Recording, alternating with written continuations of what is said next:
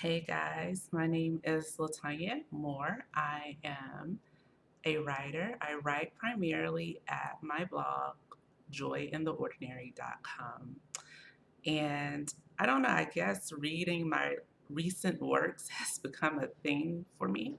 So I wanted to hop on today to read to you guys why homeschooling works for us. I am sure that I probably should have titled this post something else, but I think it's going to be okay. I actually first published this post on June 18th, 2012. I updated this article on yesterday, July 5th, 2020. And it's funny when I first, start writing or with my previously written works, I go back to read them now as a person who has been working through trauma. And I'm finding, oh, I need to put a little bit more information in this so that people can have a better picture of what homeschooling looks like for us and why it's a choice that we made for our family. So thanks for joining in. Thanks for taking the time to listen. Remember, if you do have questions about anything that I share on this platform, you can always email me at Latonya at joyintheordinary.com.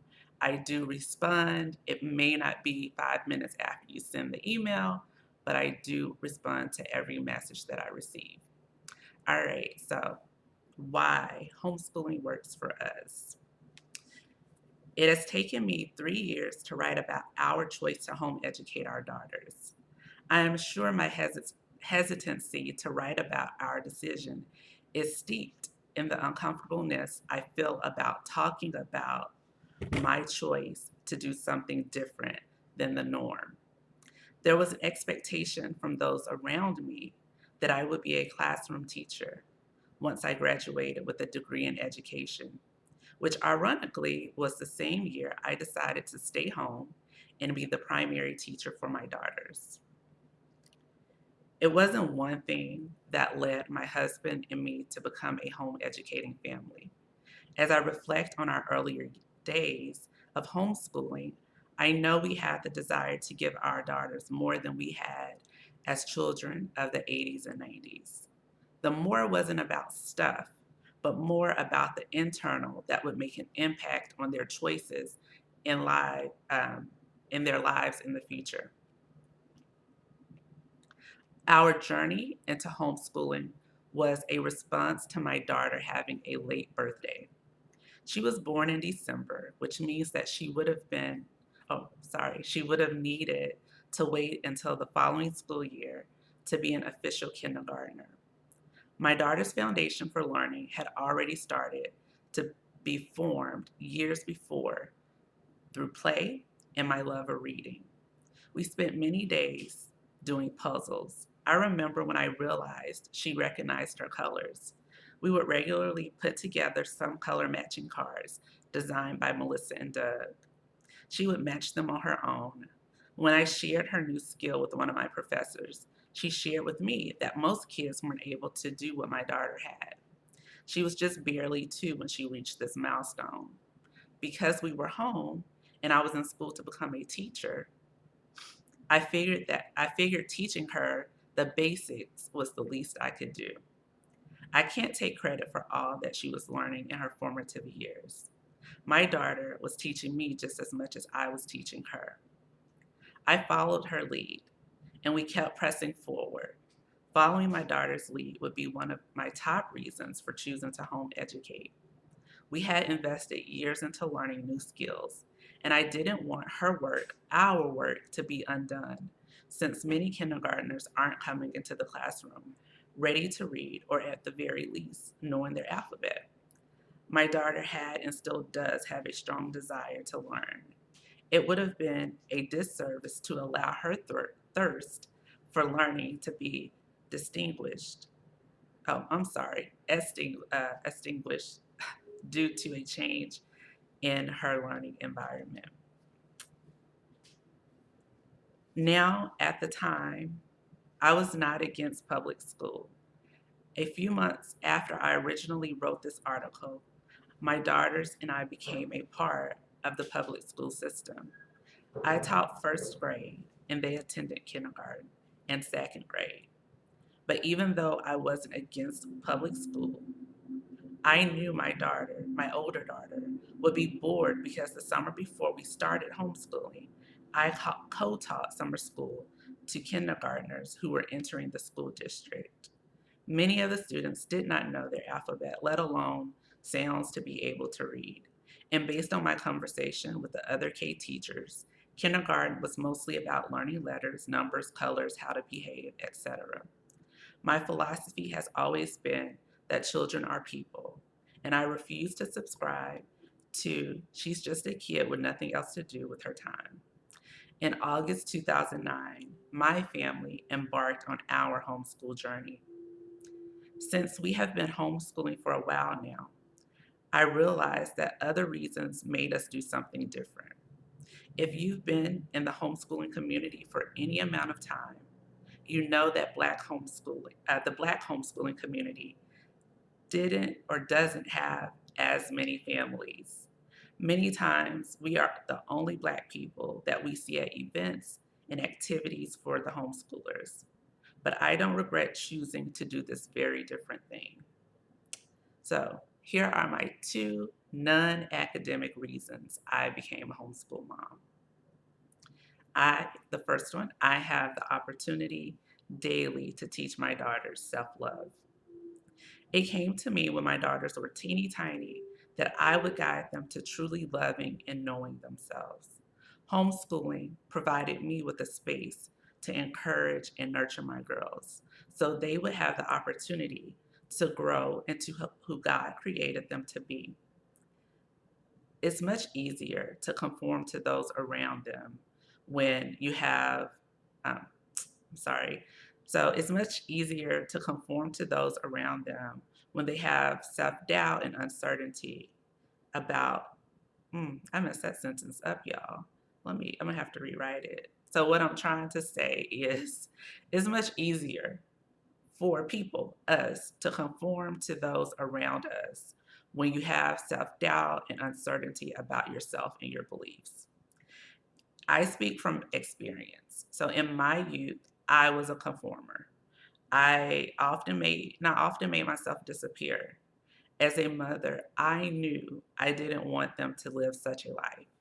I want my daughters to have confidence in themselves while they are children so that it would be present when they enter adulthood. The second reason for choosing to be a homeschool mom is I can let them see up close and personal that being Black isn't bad.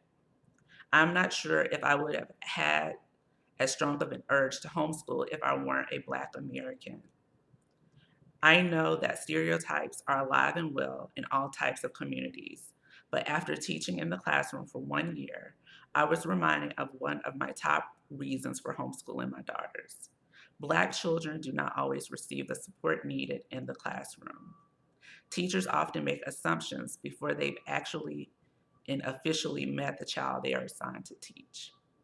Even though my girls, were home with me for the first 7 and 5 years of their lives, they didn't leave the public classroom unscathed. I had to rebuild my precious girl's view of herself, which took more time than the amount she had actually spent in school. And I tried to restore hope in my other girl because she had a bad experience in her kindergarten class. She has a disdain when it comes to teachers. And honestly, I don't believe there's anything I can do to change her perception. I wanted to protect my daughters from being treated or made to feel less than simply because of their skin color. Being treated differently is not something I recall from my time as an elementary student because it wasn't as blatant as it is now. My short stint in the classroom during my student teaching experience opened my eyes. My time teaching was a reminder that negative perceptions are still ever present in many classrooms when it comes to students of color and those from families who have a lower socioeconomic status. When I was part of the school system as a teacher, I heard comments from the other teachers about their students and their families. Like, I hate when this, I didn't type this in, but I hate when people are like, those people. And that was one of the things that I would hear and be exposed to in the teacher's lounge. And it's like, who are those people? Who are you talking about? But those people in blah, blah, blah, blah, blah. Or I was told as a student teacher when I was teaching some grammar stuff to the fourth graders, the teacher that was over me said, why don't you see that they're having a hard time? So why are you steady adding to it? These kids need to know how to take instruction and direction and basically behave versus being taught skills, because these are the types of jobs that they will have. That did not sit well with me either. And let me tell you guys, I'm kind of veering off from my blog post, but let me tell you that it wasn't just white teachers that had this perception, but Black teachers contributed to this dialogue also. I refuse to allow these notions and perceptions to be projected onto the children God has trusted me to take care of, guide, and prepare for a future that they can't even imagine. So these are just a few reasons why we decided to homeschool our daughters. I would love to hear your reasons if you are a homeschool family, why you have chosen to homeschool your children. And I also want to just add, I'm going to just go off script because I'm finished reading my blog post now. But as a homeschool mom for over a decade now, I just want to encourage parents that you can be your child's primary teacher. If I'm honest, I do believe that if Black parents choose to homeschool, it can really make a difference in all the things that you're working against. I've learned not just from parenting my child or my children, but also for me as a parent, because I've had the space to be out of everyone's expectations about what you should or you need to do. I've been able to become firm in my own beliefs and my own um, ideas related to what I need to do as a parent. I don't have a lot of noise in the background saying do this or do that or fit into this or fit into that. So everything that I do is a direction from the creator or just something that's deep inside of me that says, yes, you should do this thing for your children. And I do believe when you have a lot of other responsibilities and a lot of other people around you, it can be a little bit more difficult to hold on to what you're feeling internally, especially if you're going against the tide. Honestly, y'all, it's tiring to go against the tide. Even as being a part of the homeschool community and being the primary Black person that I see in a lot of spaces, um, when homeschoolers gather, it is hard when I'm not doing things the way most homeschoolers do things. Like, I don't label us unschoolers. I pretty much don't label us anything. We're lifelong learners. We're learning because we don't have anything else to do but learn. There's so much information, there's so many skills to be nurtured that what else could we do with our time but learn? And having a lifelong learning perspective, it doesn't always look like what curriculum are you using. For me, it looks like what do my daughters need from me in this given moment? What do they need me to teach them that I know that they have a good chance of experiencing as an adult? And that's what I let guide me. I don't allow the curriculum to guide me.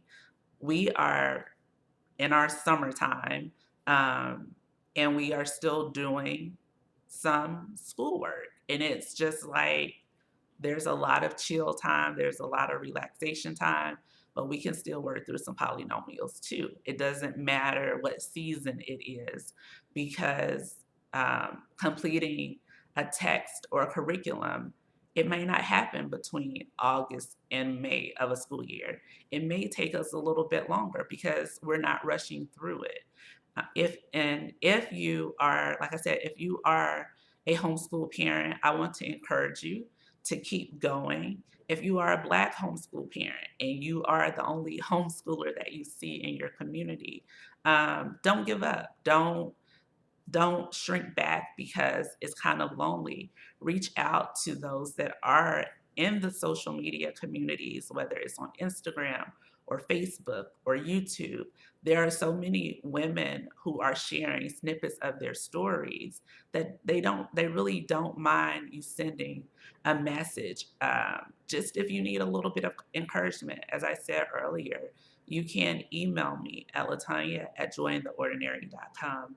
I do not mind giving pep talks to folks if it keeps you in the game of doing what you feel led to do for your children. And if you are not a homeschooling family, I can't say that homeschooling is for everyone, but I can say that as a Black parent who experienced some traumatic things in her childhood, it can serve to be a point, a place, a time where you can work through your own healing so that your children are not being, I guess, swept up and having to go through breaking through the barriers that kind of are being projected onto them because their parent has, these deep wounds that aren't healed. And so when we have that, when we have pain, when we have deep wounds, even if we're not trying to project, even if we're not trying to make our kids feel a certain type of way, it's still a part of us, and it shows up in our lives, in our families, in different types of ways. So homeschooling can be that space where you break those generational things that your family has been working through. And so for me, um, as I said, I wrote this post in 2012 and I updated it yesterday to give it a little bit more context. Um, but um, I lost what I was about to say. Um, anyway, I guess what I'm trying to say, it can allow that freedom, that peace that you know your family, those around you, may have been looking for, and you can be that first person in your family to say, you know what, my mama went through this, my grandmother went through this, my great grandma went through this. It stops with me, so that my daughters aren't saying, my mama went through this, my grandma went through this.